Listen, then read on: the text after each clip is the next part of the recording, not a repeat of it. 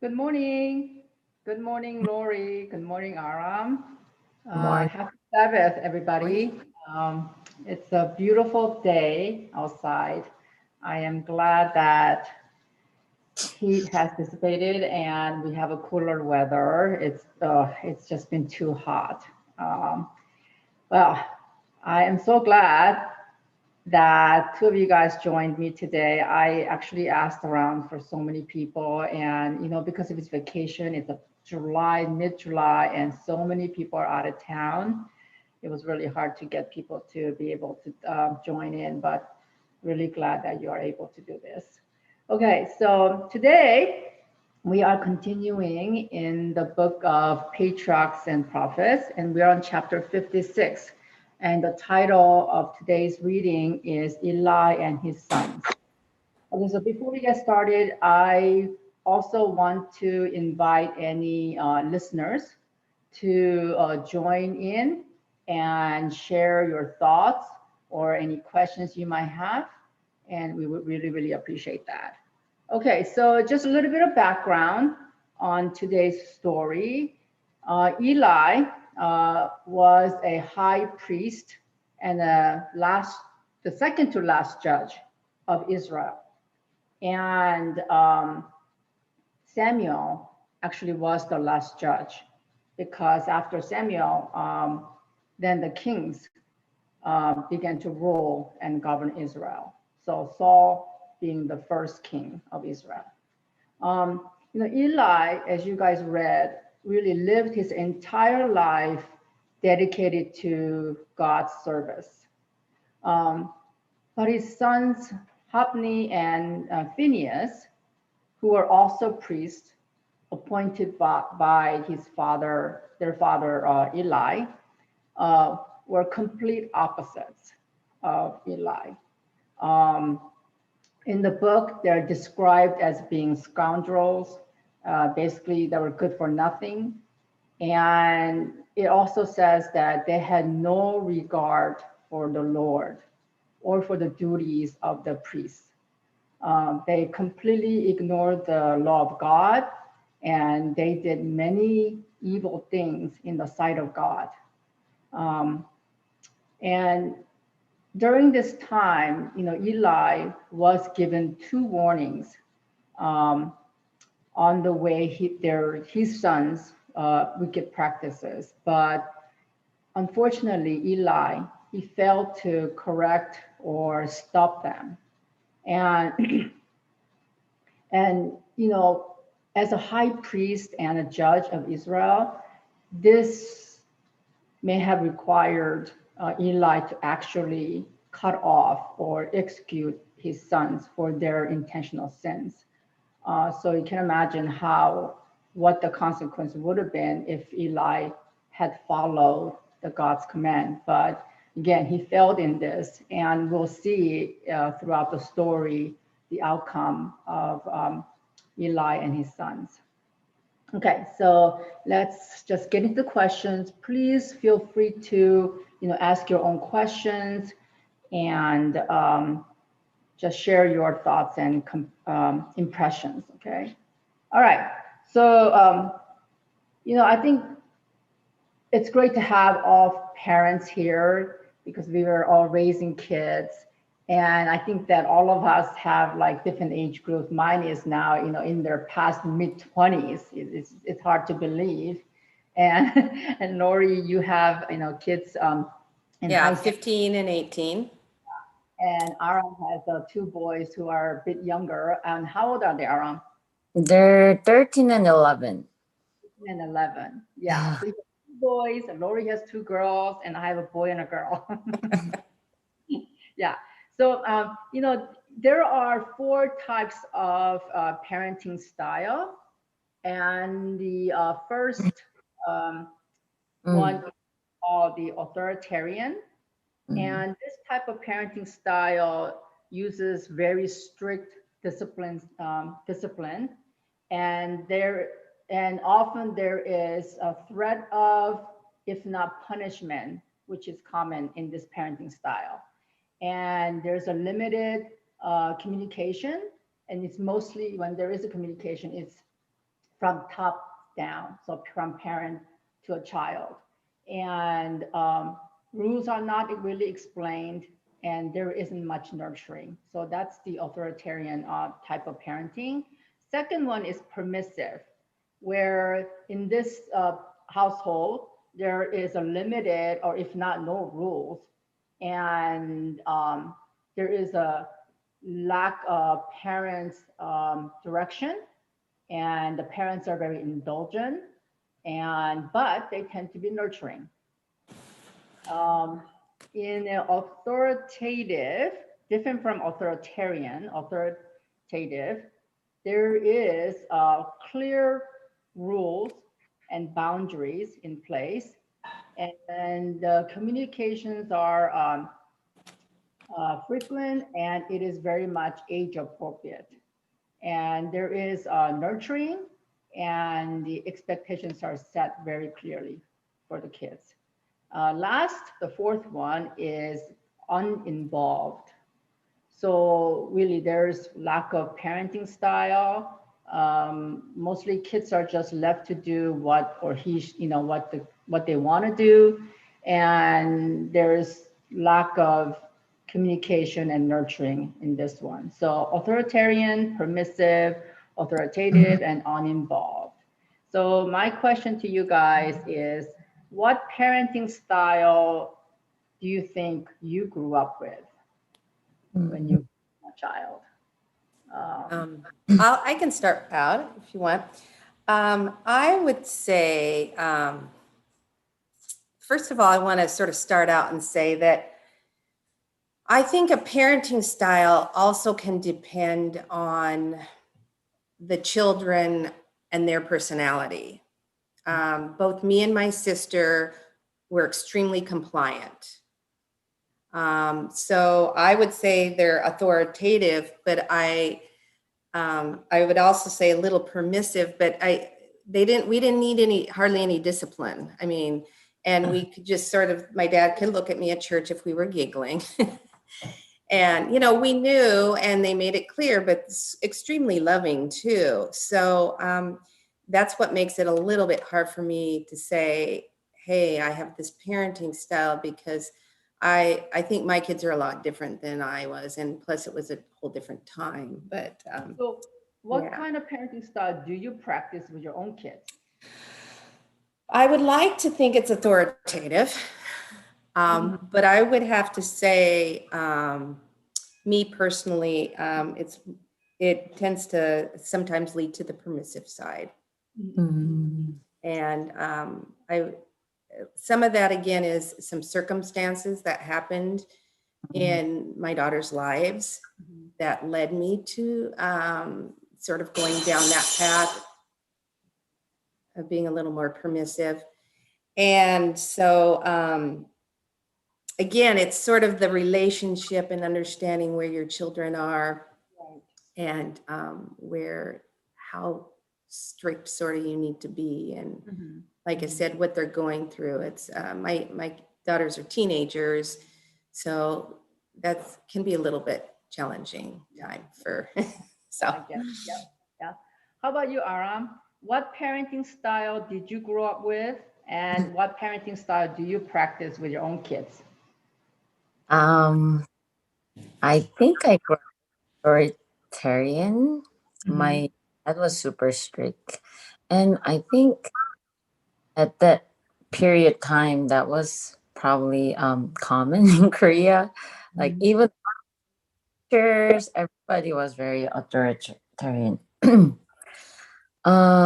And my style, I was reading it. I don't think I'm like one, but the least I am is permissive. Yeah. Yeah. That's not me. I have a little bit hands off and a little bit authoritative and authoritarian, like all three, but I don't think I'm permissive at all. And me and you are opposite.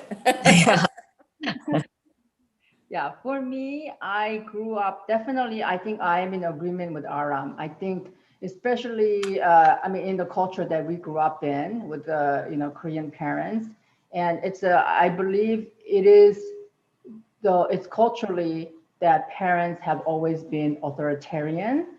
They're very strict in discipline style. There is punishment involved that actually requires, I mean, a stick and hitting you, basically, right? Getting hit by a stick. There's a meme stick. That's identified as punishment, and mostly the communication happens when parents are trying to, instruct you. So it's very much top down, and even to be able to say something back to your parent was considered to be bad because they are thinking that, oh, you're so disrespectful toward the parent, you're going to say something back to them, so it was very much one way. So I grew up like that as well, but it was combination of authoritarian and uninvolved. So it was like, I feel like it was kind of like extreme one and or the other. Either they were very involved in the authoritarian way, or they weren't very much involved. So yeah, that's how it was. I having became an adult and a parent myself, I can understand. Um, Most likely, I'm sure that's how they grew up as well, and that's the style, but they know, and that's what they did. But I think us having also grown up here in the States, we are much more aware of these things, of how we grew up. So when we had the kids, like I made a point of it in my mind to not to parent that way.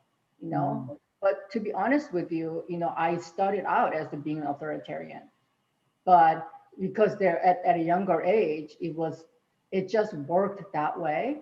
But as they began to grow, and I quickly realized in rearing my kids that they are truly an individual, very much separate from me from early on, and that I needed to treat them. Yes, they're my kids, but I needed to treat them as a person, you know. And that really made a difference in moving away from an authoritarian to trying to be more increase the communication, having to explain more where I am coming from. And like Lori, you said, each child is so different, and you have to tailor your parenting style. Yeah. So. Yeah, it's interesting how culture too and where you were raised makes a difference as well too, definitely. And yeah, I mean, my parents were older, so they'd gone through, a couple kids, and then me and my sister were sort of, 14 years later, and so maybe they were a little more calmer, and because I was talking to my sister and my brother, and they said they felt like it was a little bit different when they were, starting out, and like my mom would make them eat all their dinner or something, something horrible like that. And she never did that for me, I can tell you that. So, but it is interesting how culture and the age, like I'm an older parent as well, and my husband has had kids before, so has older daughters, so that brings a different dynamic as well. Yeah, definitely. When we look at our relationship with God, and we say, consider God as our father, as our parent, what kind of parenting style does he have? What do you think? Aram, what's your experience? What do you think about that? He is authoritative, but super patient and graceful. Yeah, the more I read Bible and do the devotion, like I get amazed how patient he is and how graceful he is. And yeah, it's just amazes me how much he can endure. I completely agree. Yeah. Lori, what do you think? Yeah, authoritative, definitely. I mean, there is clear rules, and I feel like that one, though, you have to set expectations for your children and us to say, here's, what I expect.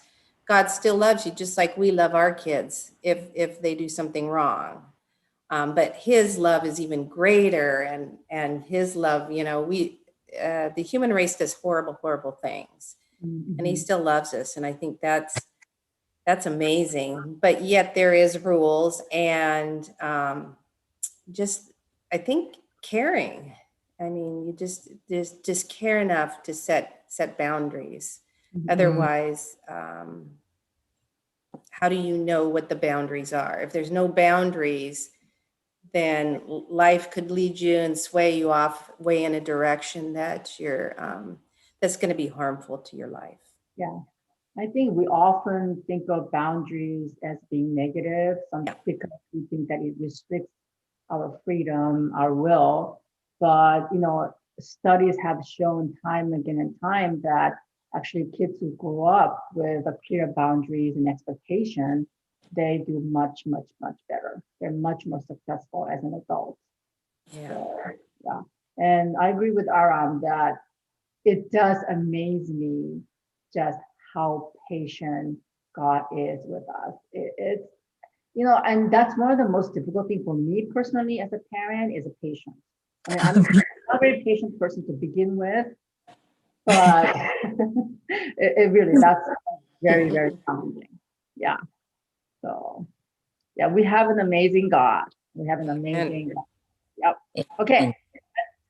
And Anything else on this before we move on? Okay. So next question.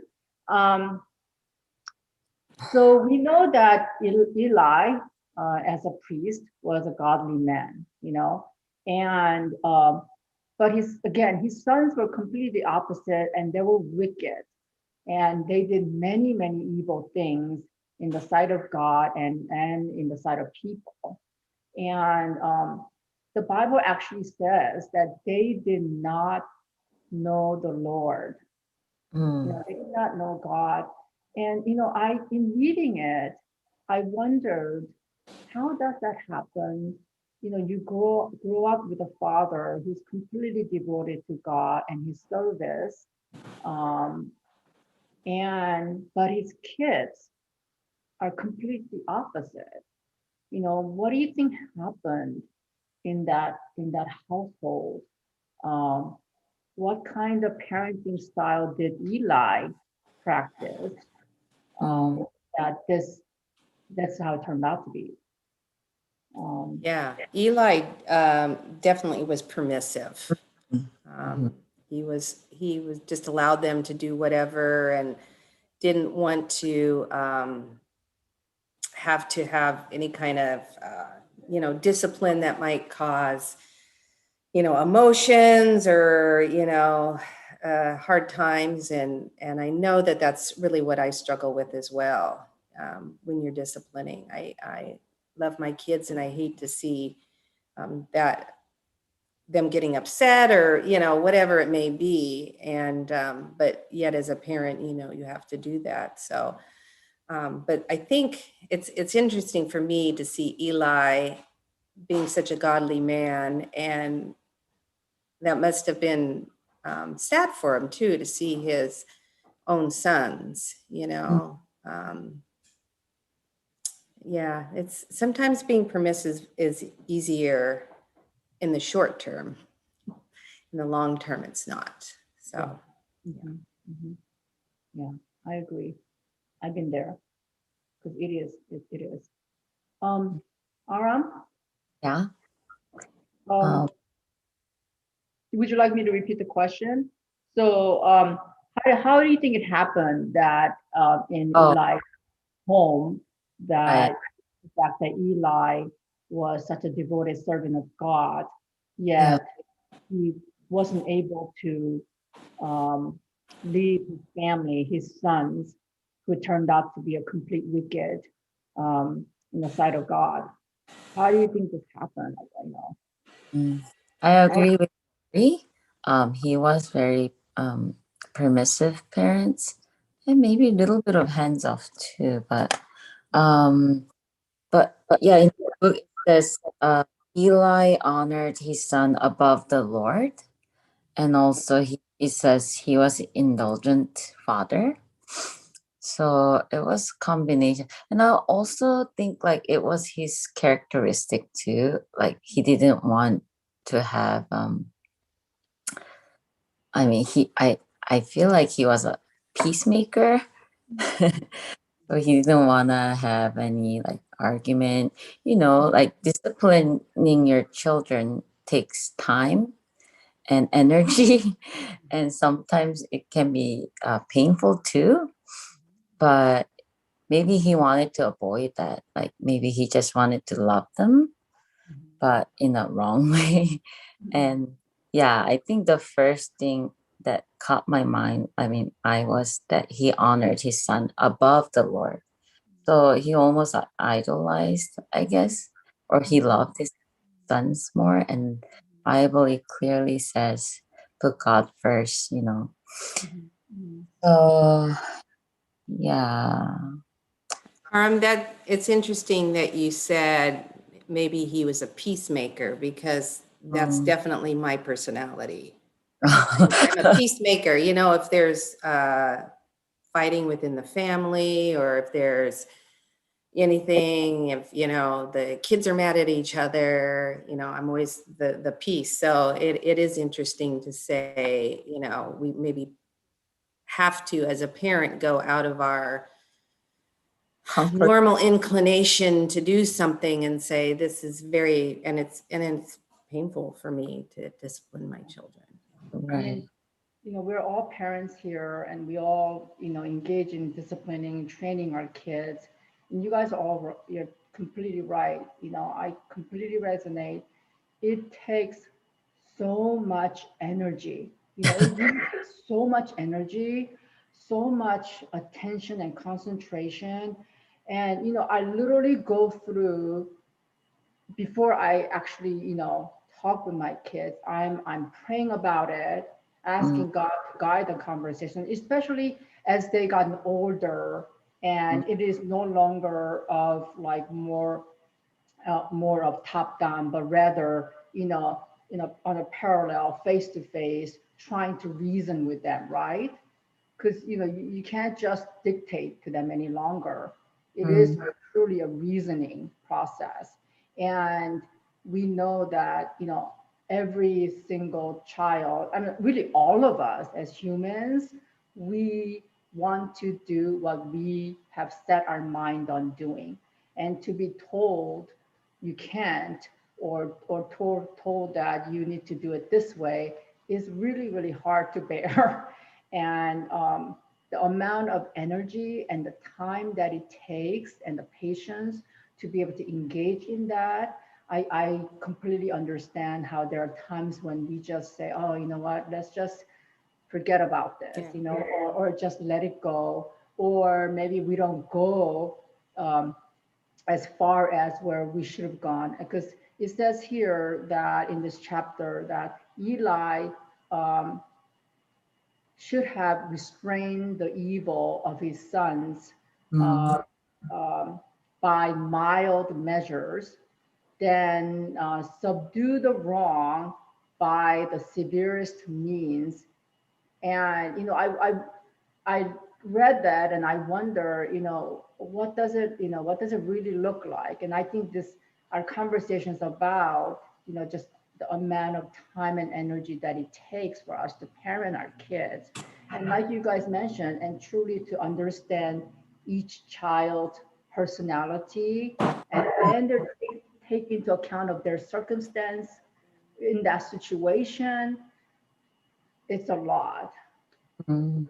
And as you know, we don't come into raising children with this experience. And even if we do have experience, again, each child is different. But you know, I was thinking when you're talking about Eli, I'm wondering if he also was really busy, you know, with other people, and his sons sort of came second, and maybe he's, you know, you sort of get exhausted, and when you get exhausted, you may just say it's easier to give in. I don't want to cause it, or maybe it was the personality of the children, and you know, just sort of being defiant and just not having the strength. Because I think I was talking about my kids and what they're going through in their life depends on the discipline, but it also depends on what I'm going through as well. I find maybe something emotional is going on in my life, not necessarily related to them. And maybe they come to me and I'm more of a authoritarian, maybe, you know, whatever. And it was interesting because I was watching some videos of when the girls were little, and I was like, oh my gosh, I was so calm, and I'm like, what happened? No. But you know, it's different when they're little. You know, you're taking care of their physical needs mainly, and when they're adults, you're taking care of their emotional needs, which I believe is a lot harder. So anyway, just a thought I had. Aram, did you have any other thoughts? Yeah, well, watching the Eli and his children, I mean, I think one thing is you just need the balance of the love and discipline. Obviously, I don't have it. So, yeah, just like Lori says, depends on my mood, my sometimes my parenting style changes too. So I think I really do. I don't know how Darlene does, but I don't always pray or I discipline my kids. I think that's where the problem comes out, and like it's just me comes out. So I really need to pray, and it's easy to fall into one type of parenting, and so I just need to ask for the balance, the love, and also for wisdom. I think I cannot raise my children well without God's help. I just lack a lot of stuff. Yeah. Absolutely. Yep. I see somebody in the audience. Would anyone like to comment or join us?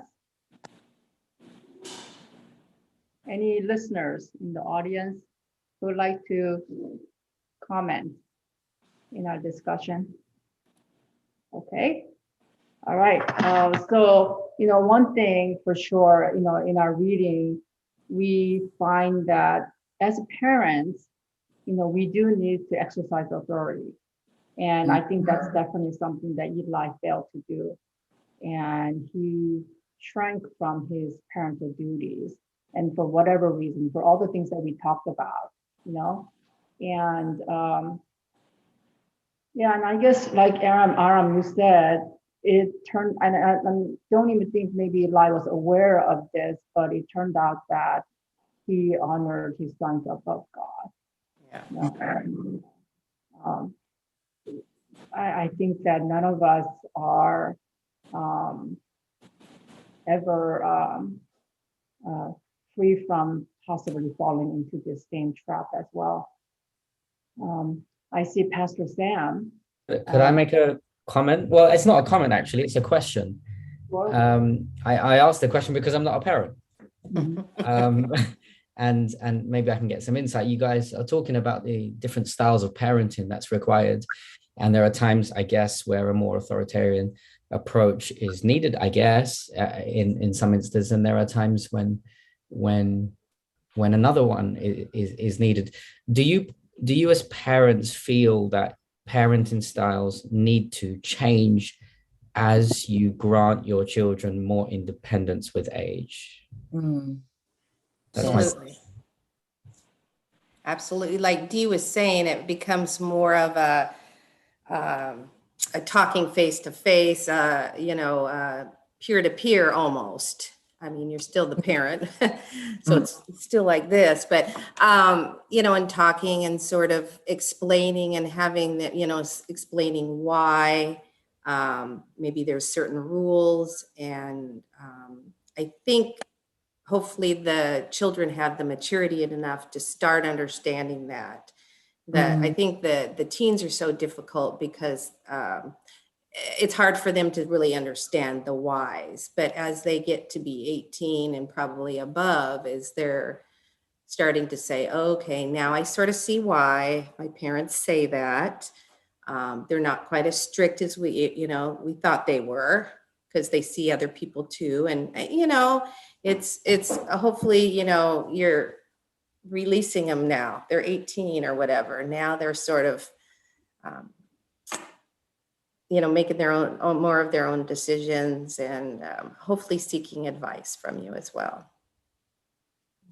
But yeah, I definitely change when they get older. Definitely. Aram, what do you think? How's your from, you know, when they're a child and now they're getting into teenage years too? I agree with Laura too. It does change. When they're young, like, you know, you're trying to protect them. So you actually, I mean, I used to like, oh, don't touch the hot stuff, you know, it's gonna burn you, or like it will be clear direction. But yeah, now they're entering teenage year, you know, I cannot, I think I need to change my parenting style to authoritative. Like I need to, which which I lack a lot. Like I don't tend to explain a lot. So, you know, you gave me the example of like all the how the parenting styles like explain to their kids. I'm like, oh yeah, I should do this, you know. All the explanation has to be there, but I just don't have the patience, and I don't really think about that way. I guess because I didn't grow up that way. So whenever I see like American parents at like playground, like when I see my kids like do something, oh, don't do it, and I don't really explain it, but they just come to their children like, oh, if you do this and it's gonna happen. Like, whoa, how do they do that? Not all of them do. No. Yeah, so I try to explain more, Yeah. but I really need to say about it because I do lack a lot, and yeah, I need to now they're entering teenage years. Actually, Elijah just entered 13. I need to yeah, I try to talk to him more. Yeah. Pastor Right. Sam, can you answer Yeah, this? I just wanted to tag on the back of that because Adam mentioned, oh, you know, there's times where you try and push your child, do not touch the hot pot. Two things. Two questions. Number one, do you think that we are supposed to get to the other extreme, that we almost say touch the hot pot? That's the first question. I know that's an extreme, but I'm just wondering if that's a part of parenting, and if it is, I'm sure that must be difficult. And the reason why I asked the question is because at least significantly in the Old Testament, we see God has a very robust approach to parenting the children of Israel. So yeah, those are my questions. Let me make a comment on that. Like yesterday, I was in conversation with my son, and we were talking about my daughter, Kaylee, and you know, I was telling Zach that when Kaylee gets home, I already have plans to talk to her about a couple things related to her lifestyle choices. And Zach said to me, Mom, why don't you just leave it? She's grown up and she's probably not going to listen to you. And and I said to him, but Zach, you know, she's still my child, and as grown up as you guys may be, I am still your parent, and I truly do believe I have that responsibility. And in fact, you know, I still feel that I need to answer to God for my, you know, children. And I said that you would not be loved if I just let it be. And Zach's comment was that, Mom, sometimes people just has to fail in order to, and I think going back to Pastor's question about letting your child just touch the hot pot, I mean, there are definitely incidences where I have just let them be, knowing what the consequence is going to be. But at that time, that was the only way they're going to be able to learn something, and that is very difficult to do because, like Aram, you said, as a parents, we want to Any, protect our kids, right? That's like, I think, number one thing. We want to protect our kids. We want to ensure their happiness. And it's very, very difficult thing to do. But I think that sometimes, and I think even the God in the Bible has done this too, that sometimes we just need to let it be and have them suffer the consequences. Mm. yeah, I think when they're little, we don't do that, because we're teaching them, it's hot, so forth. And then they sort of progress to the next stage, and then it's more of, well, I've told them many times they're getting, and it's hard to judge what age. What age do you say, don't touch that, it's hot? Because I still do that probably. Don't touch that, it's hot, sometimes it's just the motherly kind of thing that comes out. But yeah, it's hard. And it's hard to see your kids make wrong choices. It's super hard. You don't want them to make those choices. But and you were talking about Katie and letting go, and I think there's a sort of a balance between that. And I think maybe as a parent, approaching Katie in a different way than you would as a mother, saying don't, just more of having a conversation about it, so she doesn't feel the oh, Mom's telling me what to do again or whatever, because moms are good at that. Because we love them. Mm. We do it out of love, but it may not come across as love. So, yeah, it's hard. Right. Is there anyone else in the audience who has any input or thoughts that you want to share? Anyone in the audience? Okay. And let's move on to the next question. So the chapter describes all these evil acts that Phineas and Hophni committed during their service in the tabernacle, as they're performing as a priest. And what are some of those evil acts that they have committed?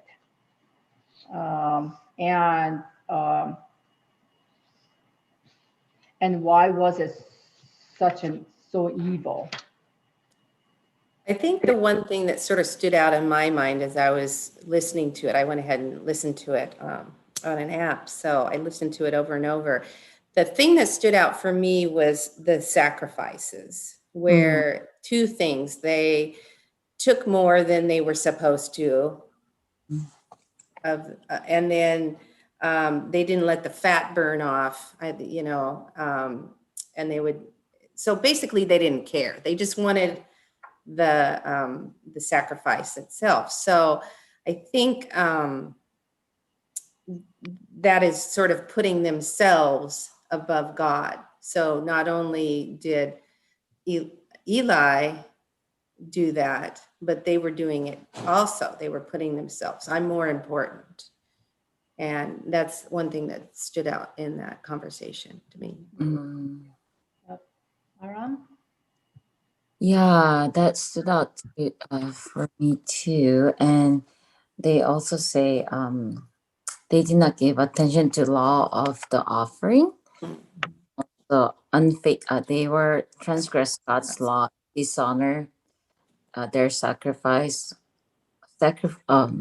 office by their vile and discarding practices.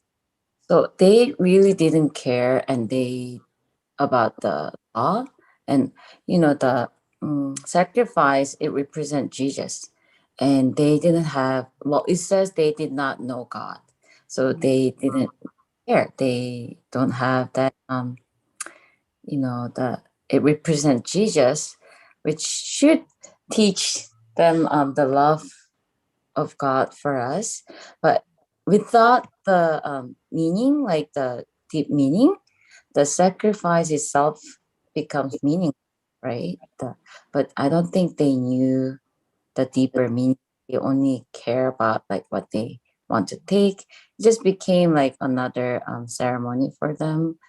And the one thing I really don't understand is why did Eli knew his kids were so evil, and why did he permit them to be Right. priests? Right. Yeah, if he didn't do that, then it shouldn't be that much problem. But I don't understand. Yeah.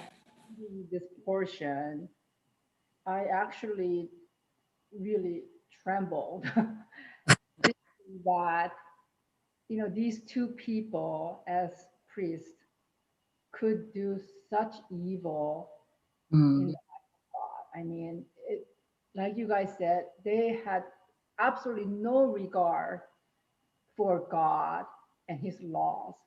As you know, there were set of laws and practices that you have to, consistently, accurately follow, mm, because it represented the whole sacrificial system represented, God's salvation plan, pointing to Christ. And the portions of the boiled meat, there are certain portions of the meat that was to be given to the priest, but Mhm.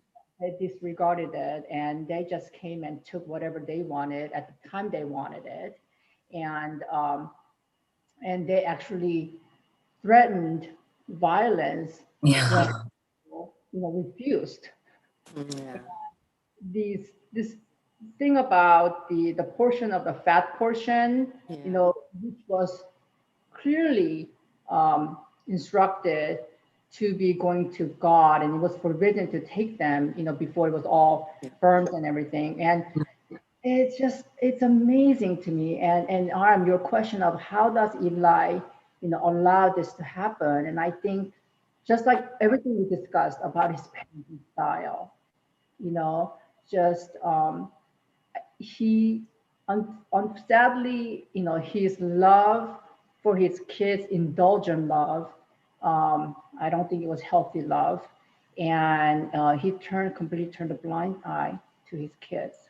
It's into Mhm. detriment to his family and just everyone else who came to worship, which we'll get into shortly. Um, Pastor Sam, do you? Yeah, I'd love to be able to have a crack at the question that Adam just asked, because I thought it was an excellent question. I don't have the answer. I can only suspect that it has a lot to do with passive nepotism. And so obviously they were of a particular clan that were very focused on trying to give birth and prepare priests for the time. However, if I'm aware of the customs at the time, as I think I know, not all of the children were necessarily, it wasn't compulsory for all the children to become priests. Right. And it was the responsibility of the parents to be able to identify whether that privilege of responsibility could be passed down to particular individuals.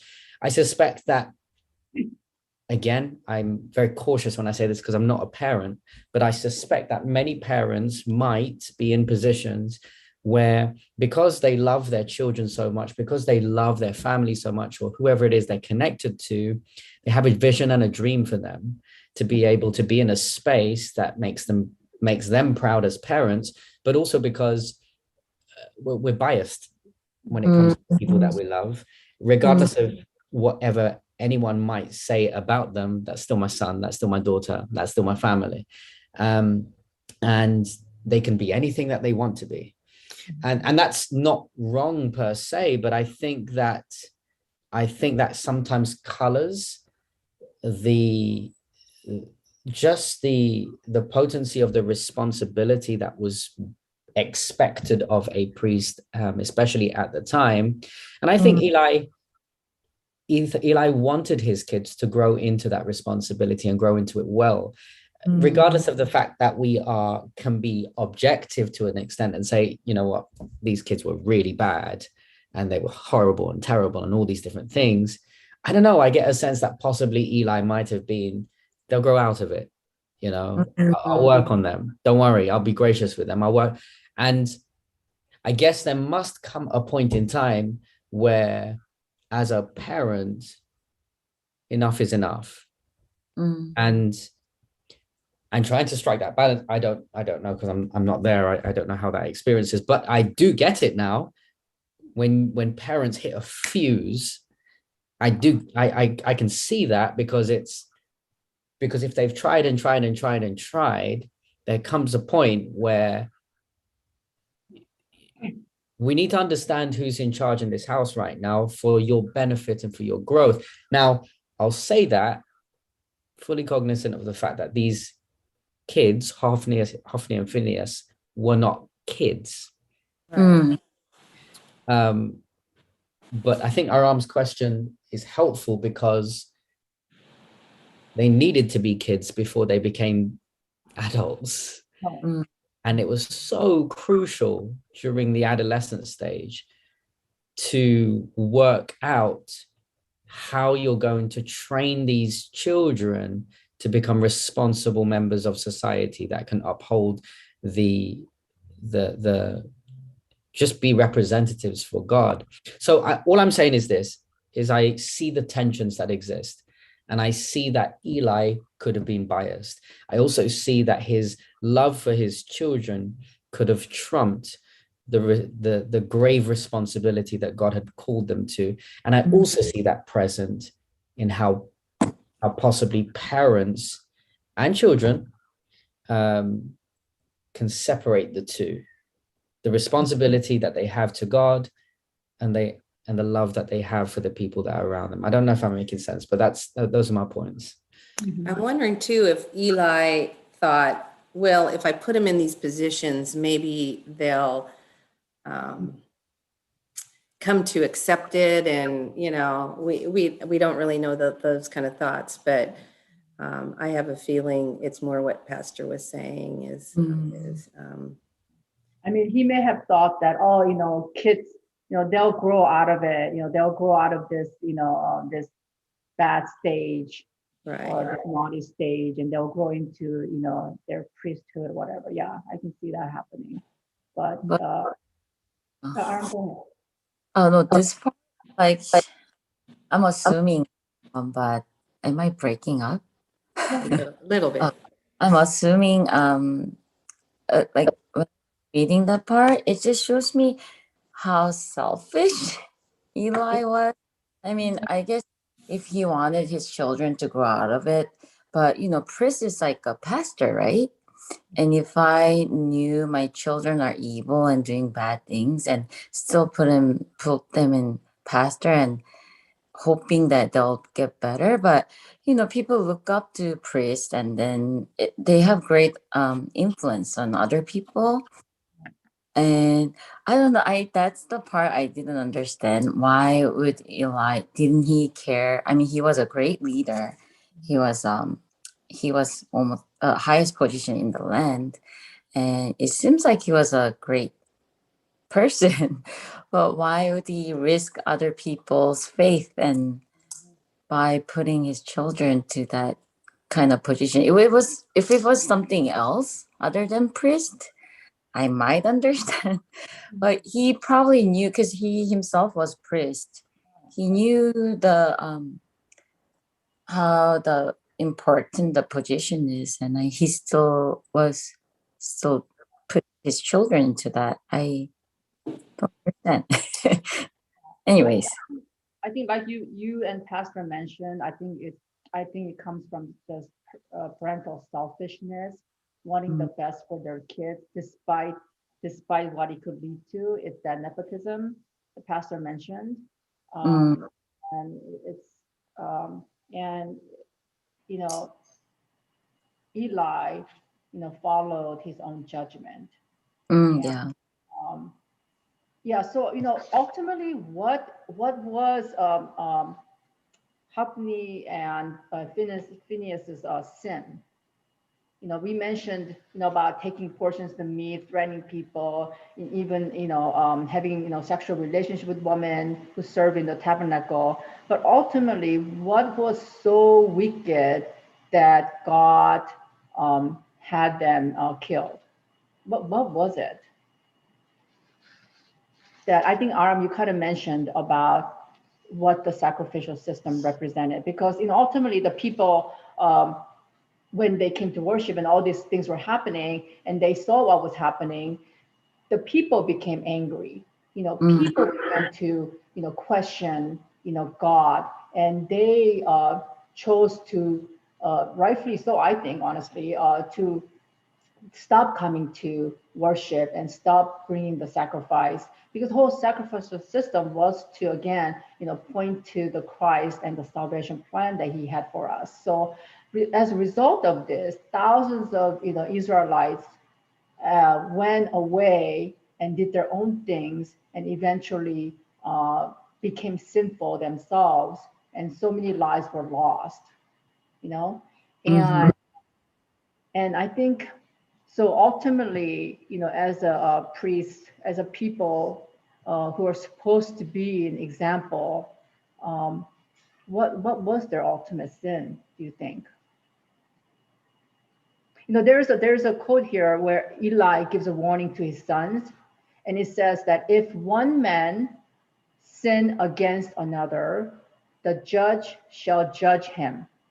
But if men sin against the Lord, who shall be judged? What does that mean? Um, how do we connect the two of the sins of Hophni and Phineas? Aram?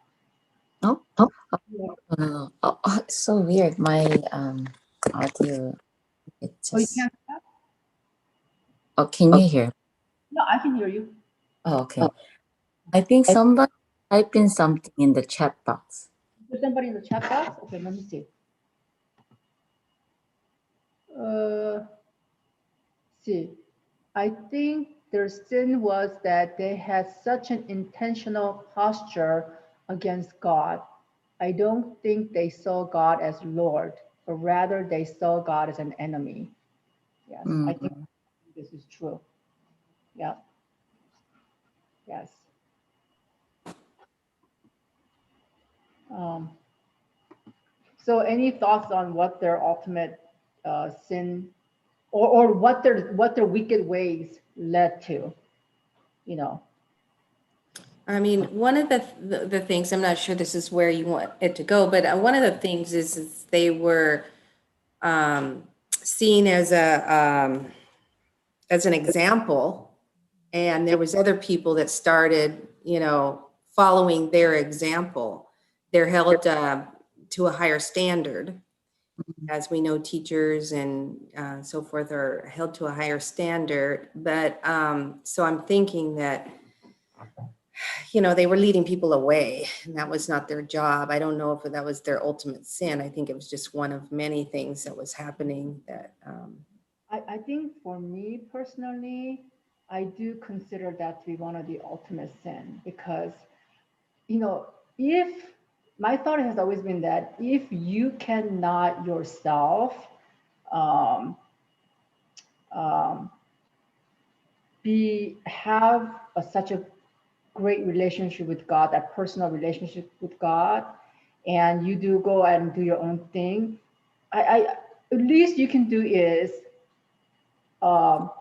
not influence, not do anything that's going to influence other people to walk away from God, and influence people in a way that they question who God is, right? I think that's just one of the worst things that we can do, the worst way to dishonor God, you know?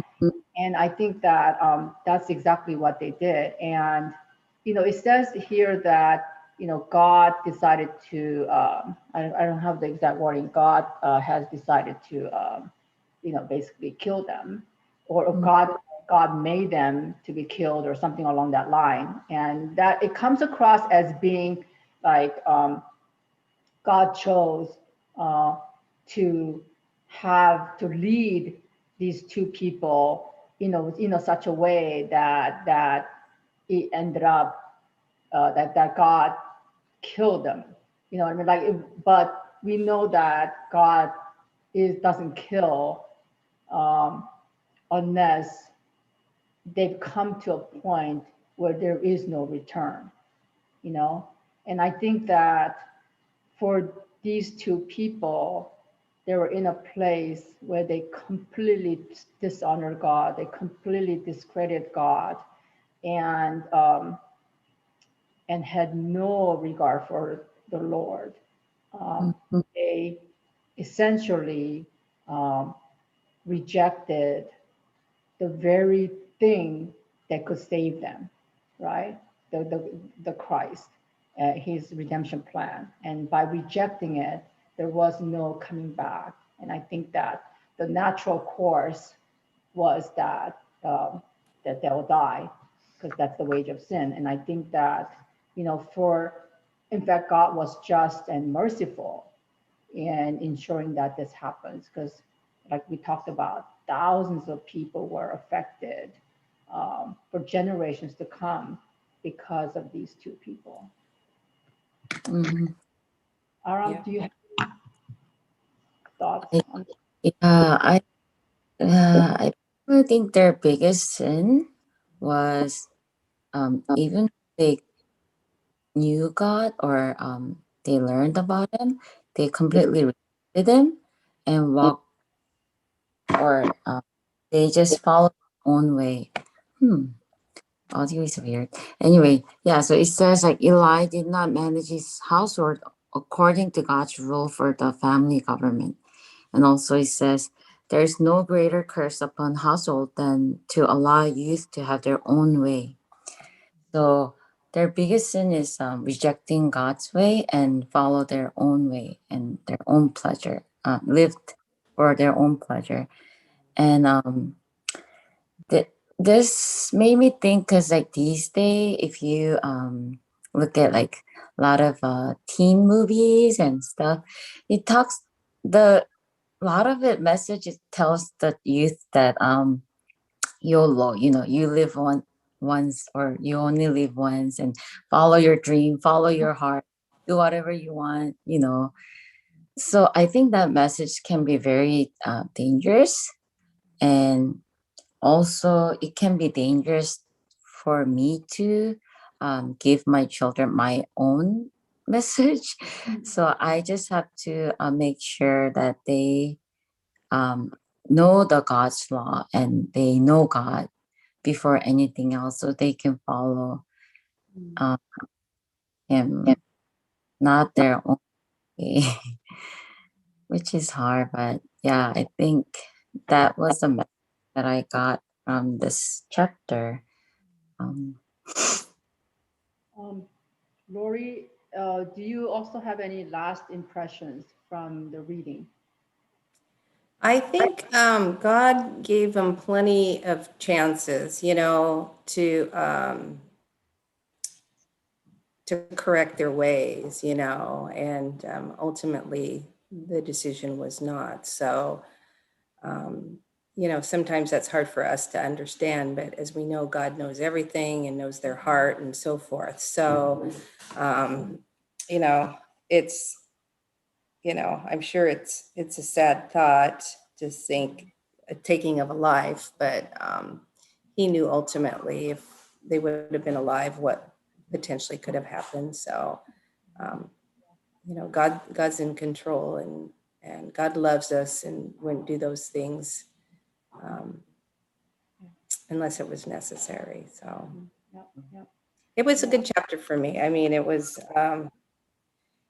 it's eye-opening because, like I said, I tend to be sometimes on the permissive side. So hopefully I can take this chapter and sort of, reevaluate maybe how some of my decisions are and do it in a loving way. And I like what you said too about praying before disciplining, or, praying just before talking to them too, that when you get that chance to talk to them, that you can, have an open conversation and really talk about what's on their mind. So Yeah, it's you really come to be aware of the fact that we have such huge responsibility and influence upon our kids, and it really determines an everlasting life or eternal death for our children, and when you look at it from that perspective, the responsibility is huge. It's huge.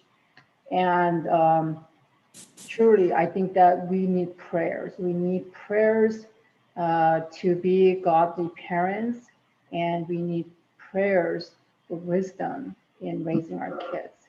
It says in one of the readings, it said that it's not enough to teach our kids on the laws of God, but we also must discipline and restrain our kids from following their own ways, because it is so easy, because it is our nature to just follow our own ways. And this too for me, even though my kids are not really past age 25, but still I think the parenting responsibility, I believe, never ends. It's just like we talked about, our ways of parenting changes, but we still have that responsibility. So, yeah. All right, guys, let's just do a quick prayer before we close. 11:15, we have the main service, and today we have child dedication service for Casey and Finn. So we'd love to see everyone there. Lori, could you give us the closing prayer, please? absolutely. Dear Heavenly Father, thank you so much for this time together to discuss, how we raised our children, how our parents raised us, and just look at Eli from the Bible and take heart to what happened with his children, and that us as parents and us as future parents, that we can take that information and be mindful of the way that we need to bring our children up, because we love them so, so very much, Lord. But let us not also put our children ahead of you, Lord. You're number one, and we love you so much. Again, we thank you for this time, and look forward to our church service. In Jesus' name, amen. Amen. Thank you, Aram. Thank you, Lori.